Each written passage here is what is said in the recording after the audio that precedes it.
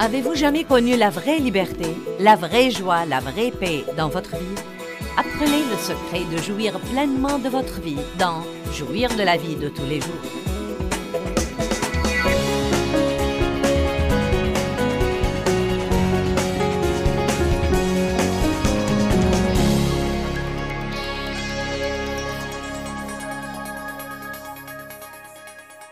Si vous ne savez pas trop où vous en êtes avec Dieu, même si vous allez à l'église, à vrai dire, il y a dans les églises beaucoup de gens non régénérés, le saviez-vous?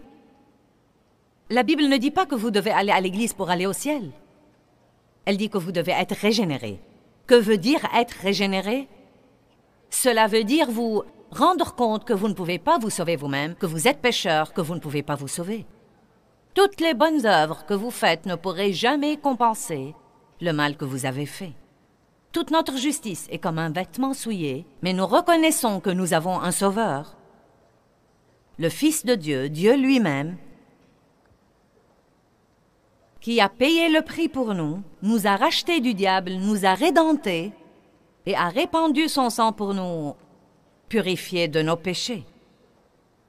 Il est devenu notre remplaçant, il a pris notre place, il a porté nos péchés sur la croix et il est prêt à nous donner sa justice, sa condition juste devant Dieu, l'échange divin, la chose la plus belle à laquelle vous pourriez penser ou avoir dans votre vie, où tous vos péchés sont pardonnés, où vous êtes soulagés du fardeau de vos péchés, où vous jouissez de la justice, de la joie et de la paix. Quand vous êtes régénérés, Dieu, par la puissance du Saint-Esprit, vient vivre dans votre esprit. Et le lieu où il vit doit être saint, donc il sanctifie votre esprit et vous donne le fruit de l'esprit, et l'espérance et la joie, et la paix, et toute espèce de bien, mais sous forme de graines. Ça vient sous forme de graines. Et comme vous travaillez avec le Saint-Esprit pour apprendre la parole, la Bible appelle la parole l'eau de la parole, parce que la graine doit être arrosée. Donc, comme Dieu vous donne cette occasion merveilleuse en mettant cette graine sainte à l'intérieur de vous, et quand vous portez la graine de Dieu à l'intérieur de vous, vous portez en fait un peu de tout ce qu'est Dieu en vous. Et si vous travaillez avec Dieu, si vous étudiez la parole, si vous apprenez à vivre dans ses limites, si vous laissez le Saint-Esprit vous montrer les mauvaises herbes et que vous veillez à les arracher de votre vie, et si vous le laissez travailler sur votre attitude et renouveler votre pensée, très bientôt tous ces trucs qui sont en vous deviennent un arbre géant qui porte toutes sortes de fruits. Vous savez, être chrétien n'est pas ennuyeux, c'est la chose la plus passionnante si vous la voyez comme il faut.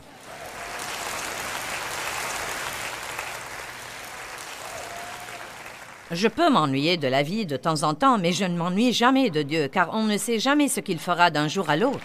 Amen.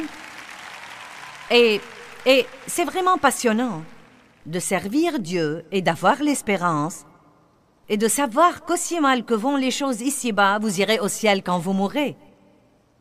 Vous vivrez à jamais dans sa présence, sans larmes, ni chagrin, ni soupir, ni gémissement. Nous avons beaucoup de choses à anticiper. Je ne vais pas vous promettre une vie parfaite sans problème, car le dire serait vous mentir. Mais je vais vous dire une chose. Votre pire jour avec Jésus est meilleur que votre meilleur jour sans lui.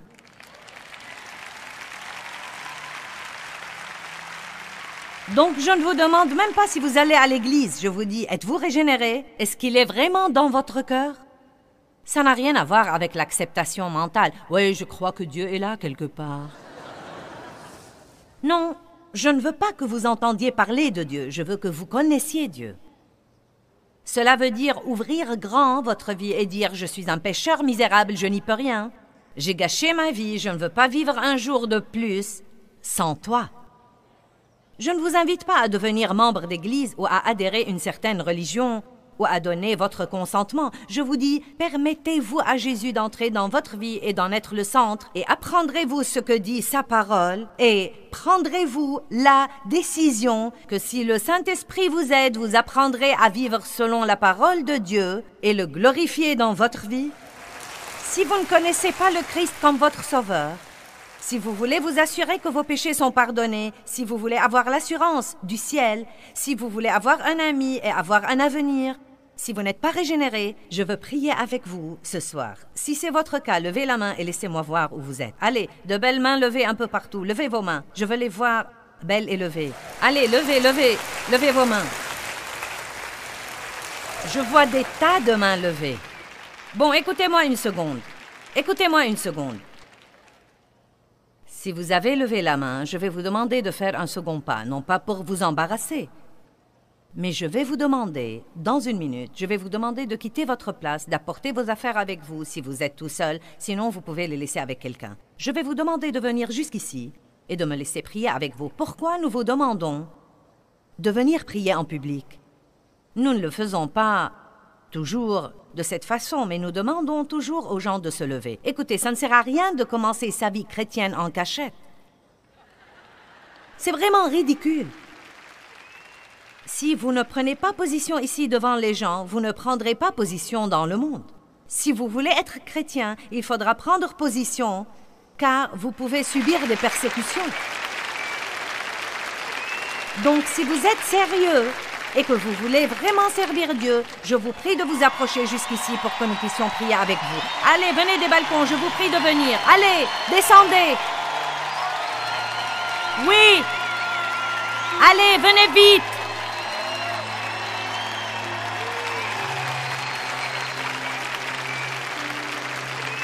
C'est un moment important pour vous. Amen. Regardez comme ils sont beaux. Ils viennent pour avoir une nouvelle vie. Amen.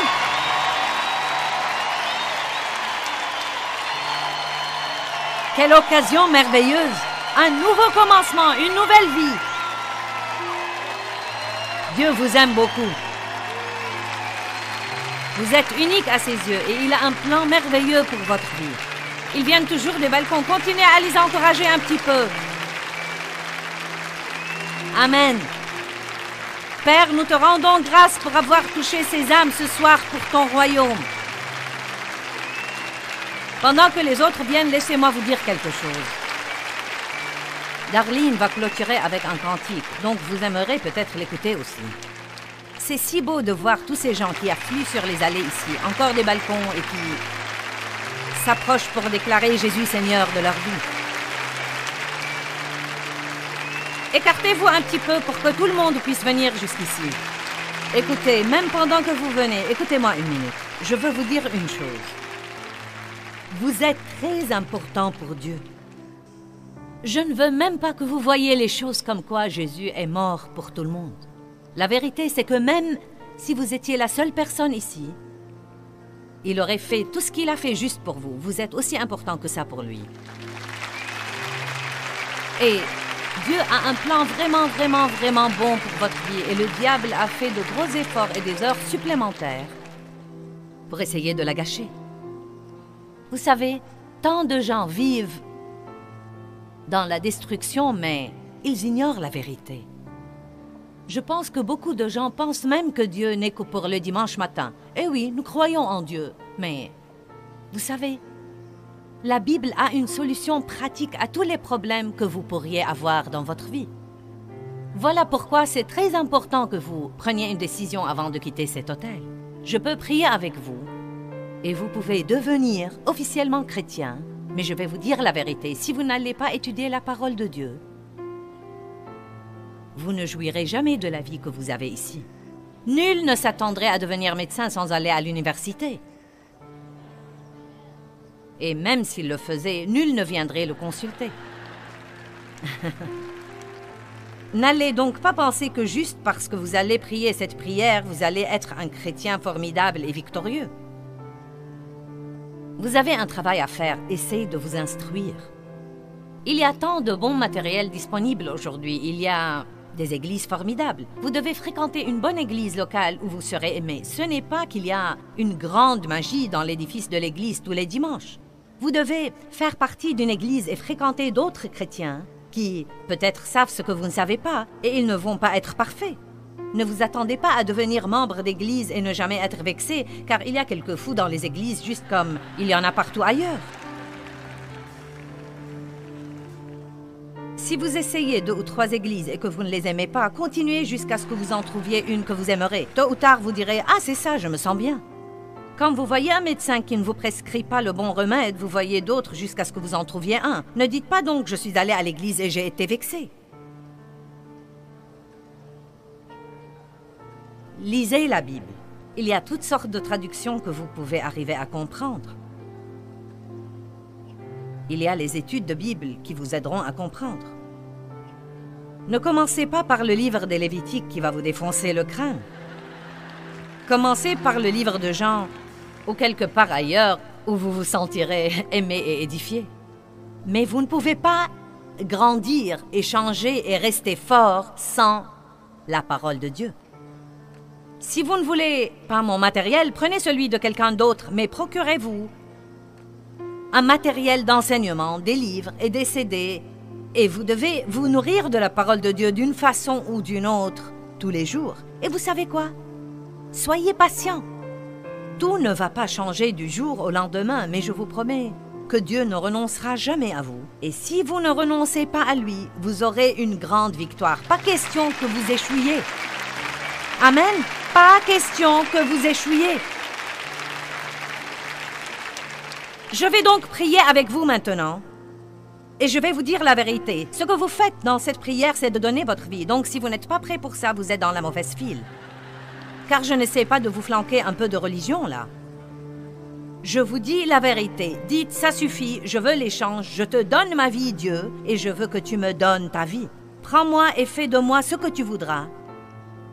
Et la vérité, c'est que vous ne vous appartenez pas à vous-même de toute façon. Vous avez vécu à votre idée.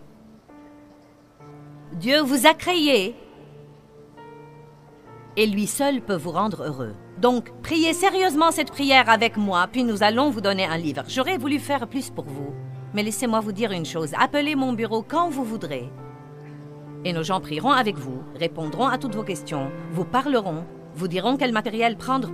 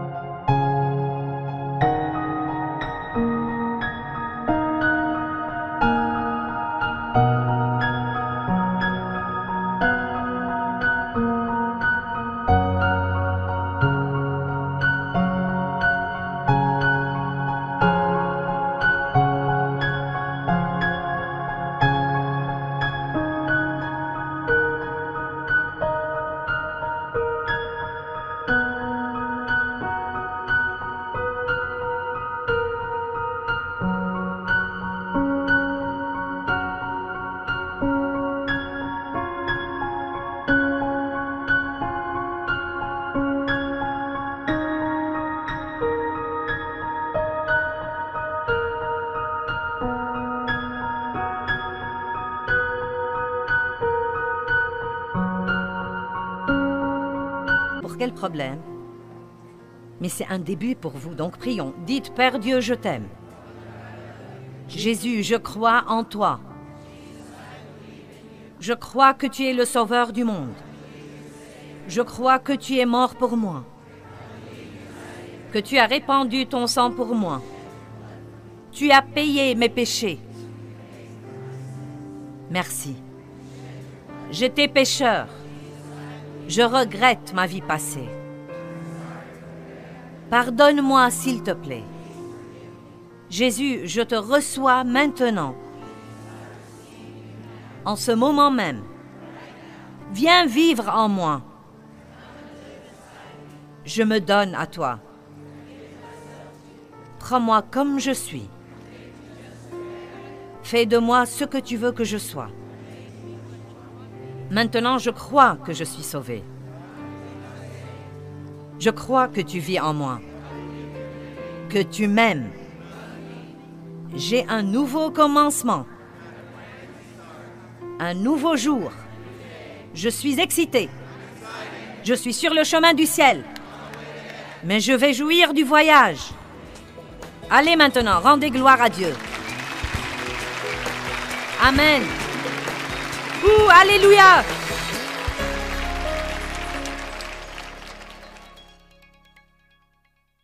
Si vous venez juste de vous joindre à nous, je parle aujourd'hui d'avoir une relation personnelle avec Dieu à travers Jésus-Christ.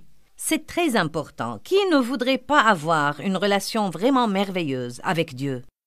Il a toute la puissance et toute la sagesse et toute la connaissance. Il est le commencement et la fin de toute chose, le chef et le consommateur. Et moi, je veux avoir une bonne relation avec quelqu'un comme ça, car franchement, j'ai besoin de beaucoup d'aide dans ma vie, et je pense qu'il en va de même pour vous aussi. Eh bien, je veux commencer par vous assurer que Dieu vous aime. Et non pas juste tout le monde, il vous aime à vous, et vous êtes très important pour lui. Dieu vous a préparé un bon plan pour votre vie. Peut-être que votre vie n'a pas été tellement formidable jusqu'ici, ou peut-être que quelque chose de tragique vous est arrivé et vous vous demandez si Dieu vous aime vraiment. Mais je veux vous assurer que Dieu vous aime beaucoup et qu'il a un bon plan pour votre vie. Le diable est bien vivant sur la planète Terre et nous vivons dans une société où des choses se passent et nous ne pouvons pas toujours tout contrôler. Dieu ne nous a jamais promis une vie sans problème sur cette planète, mais il nous a promis qu'il sera toujours présent avec nous. Il a dit « Je ne vous laisserai point et je ne vous abandonnerai point. Mais je serai avec vous tous les jours jusqu'à la fin du monde. » C'est vraiment une promesse merveilleuse que quelqu'un d'omnipotent, omniscient et tout-puissant qui peut tout faire, qui est le commencement et la fin, le chef et le consommateur, soit avec nous tous les jours jusqu'à la fin de notre vie. C'est une promesse merveilleuse. Je ne veux pas me répéter, mais je veux vous dire encore une fois que Dieu vous aime vraiment. Peut-être que certains ont besoin de cet amour. Il y a des gens qui m'ont dit « Quand tu as regardé la caméra et tu as dit « Dieu vous aime », ça a changé ma vie. » Peut-être qu'il y a des gens qui n'ont jamais entendu cela. Ou peut-être qu'ils ont été maltraités dans leur enfance et ils n'ont pas eu l'occasion de connaître le véritable amour. L'amour de Dieu pour vous n'est pas basé sur ce que vous faites. Il est basé sur lui. Il vous aime et il vous aime inconditionnellement. En ce qui concerne cette relation avec Dieu que vous pouvez avoir à travers Jésus, il a vraiment fait tout ce qui devait être fait. Il est mort sur la croix pour vos péchés, il a pris votre châtiment, il est mort à votre place, mais il a ressuscité, la mort n'a pas pu le retenir. Et il est maintenant assis à la droite du Père, mais aussi il vient vivre dans les cœurs de ceux qui acceptent le Christ comme leur sauveur. Donc Dieu a vraiment fait tout ce qui devait être fait. Je dis souvent qu'il a fait tout ce qu'il a fait parce qu'il a fait tout ce qui devait être fait. Mais je crois en ce moment qu'il vous attire à lui. Vous sentez, si vous n'avez pas cette relation personnelle avec lui, que vous avez besoin de changer. Vous voulez être sûr que vous irez au ciel et que vos péchés ont été pardonnés. Vous voulez que le Christ soit votre ami, comme j'ai déjà dit. Il y a donc quelque chose que vous devez faire. Il a fait tout le reste, mais vous en êtes maintenant au point où il y a quelque chose que vous devez faire. Et ce que vous devez faire, c'est de prendre une décision. Vous n'avez qu'une seule vie à vivre. Je vous demande donc, qu'allez-vous faire de votre vie? Une autre façon de dire, c'est que vous n'avez qu'une vie à donner. Pourquoi allez-vous la donner et pour qui allez-vous la donner? Allez-vous être égoïste et égocentrique et ne vivre que pour vous-même? Cela ne vous rendra pas heureux. Impossible d'être égoïste et heureux. Allez-vous vivre pour le monde? Allez-vous donner tous vos dons et vos talents au monde et peut-être à la fin être déçu parce que le monde vous a exploité ou qu'il ne vous a pas aidé quand vous aviez besoin de lui? Allez-vous donner votre vie à une cause inutile et qui ne produit de bons fruits à personne? Ou allez-vous vivre votre vie pour Dieu? Allez-vous donner votre vie à Dieu et lui demander de se servir de vos talents, vos dons, vos capacités, des choses qu'il vous a lui-même données? Tout ce que vous pouvez faire, et vous pouvez bien faire, est venu de Dieu. Donc, allez-vous prendre ce que Dieu vous a donné comme don gratuit et le lui offrir à votre tour maintenant et de votre plein gré et lui dire simplement « Je te veux dans ma vie. J'ai besoin de toi, Dieu, je t'aime. Je sais que je suis pécheur. Je veux que tu viennes dans ma vie pour être mon sauveur et mon Seigneur. Je veux être chrétien. » Eh bien, vous savez, c'est la meilleure et la plus importante décision que vous pourriez jamais prendre.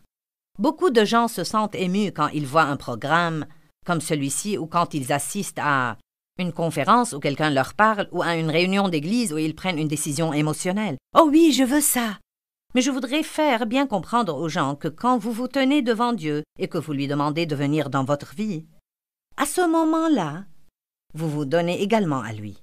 Comme j'ai dit dans la partie de l'enseignement, il y a un échange divin. Vous donnez au Christ tout ce que vous êtes et il vous donne en échange tout ce qu'il est, lui-même.